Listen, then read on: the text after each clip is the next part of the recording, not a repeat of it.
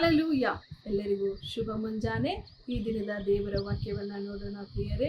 1 ಪೇತ್ರ 2 ಅಧ್ಯಾಯದ 24 ವಾಕ್ಯದ ಕೊನೆಯ ಭಾಗದಲ್ಲಿ ಈ ರೀತಿ ನೋಡುತ್ತೇವೆ.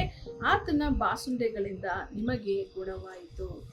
ಹೌದು ಪ್ರಿಯರೇ, ಈ ದಿನದಲ್ಲಿ ನಿಮ್ಮ ದೇಹದಲ್ಲಿ, ನಿಮ್ಮ ಜೀವಿತದಲ್ಲಿ ಇರುವಂತಹ ಯಾವುದೇ ಬಾಧೆಗಳಾಗಿರಬಹುದು, ಅನಾರೋಗ್ಯವಾಗಿರಬಹುದು, ದೇವರು ವಾಗ್ದಾನ ಮಾಡ್ತಿದ್ದಾರೆ, ಆತನ ಒಂದು ಬಾಸುಂಡೆಗಳಿಂದ ನಿಮಗೆ ಗುಣವಾಯಿತು ಎಂಬುದಾಗಿ ನೀವು ನಂಬುವುದಾದರೆ ಖಂಡಿತವಾಗಿಯೂ ನೀವು ಆರೋಗ್ಯವನ್ನ ಕಂಡುಕೊಳ್ಳುತ್ತೀರಿ, ಆರೋಗ್ಯವನ್ನ ಹೊಂದಿಕೊಳ್ಳುತ್ತೀರಿ.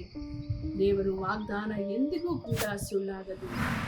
ಆತನ ಬಾಸುಂಡೆಗಳ ಮೂಲಕ ಈ ಕ್ಷಣದಲ್ಲಿ ಯಾರೆಲ್ಲ ಅನಾರೋಗ್ಯದಿಂದಿದ್ದು ನೀವು ಪ್ರಾರ್ಥನೆ ಮಾಡ್ತಿದ್ದೀರೋ, ಈ ಕ್ಷಣದಲ್ಲಿ ದೇವರು ನಿಮ್ಮನ್ನ ಗುಣಪಡಿಸಿದ್ದಾರೆ. ನಂಬಿಕೆಯಿಂದ ನಿಮ್ಮ ಆರೋಗ್ಯವನ್ನ ಹೊಂದಿಕೊಳ್ಳಿರಿ. ಪ್ರಾರ್ಥನೆ ಮಾಡೋಣ.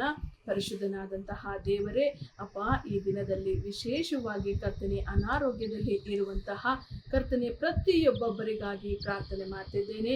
ಕರ್ತನಿನ ವಾಕ್ಯ ಹೇಳ್ತದೆ, ನಿನ್ನ ಬಾಸುಂಡೆಗಳಿಂದ ಕರ್ತನೆ ನಮಗೆ ಗುಣವಾಯಿತು ಎಂಬುದಾಗಿ.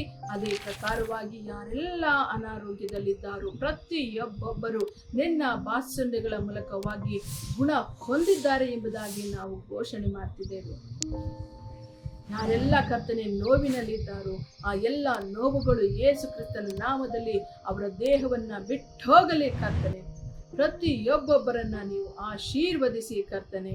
ಅಪ್ಪ, ಅವರು ಆಸ್ಪತ್ರೆಯಲ್ಲಿ ಇರಬಹುದು, ಮನೆಯಲ್ಲಿ ಇರಬಹುದು ಕರ್ತನೆ, ಯಾವುದೇ ಸ್ಥಳದಲ್ಲಿ ಅನಾರೋಗ್ಯದಿಂದ ಇದ್ದಲ್ಲಿ ಸ್ವಾಮಿ, ಪ್ರತಿಯೊಬ್ಬೊಬ್ಬರನ್ನ ನಿನ್ನ ಹಸ್ತ ಕರ್ತನೆ ಮುಟ್ಟುವಂತಾಗಲಿ. ಈ ಕ್ಷಣದಲ್ಲಿ ಅವರಿಗೆ ಬಿಡುಗಡೆ ಉಂಟಾಗಲಿ ಎಂಬುದಾಗಿ ಯೇಸು ಕ್ರಿಸ್ತನ ನಾಮದಲ್ಲಿ ಪ್ರಾರ್ಥಿಸಿ ಬೇಡಿಕೊಂಡಿದ್ದೇವೆ ಕರ್ತನೆ. ಆಮೆನ್.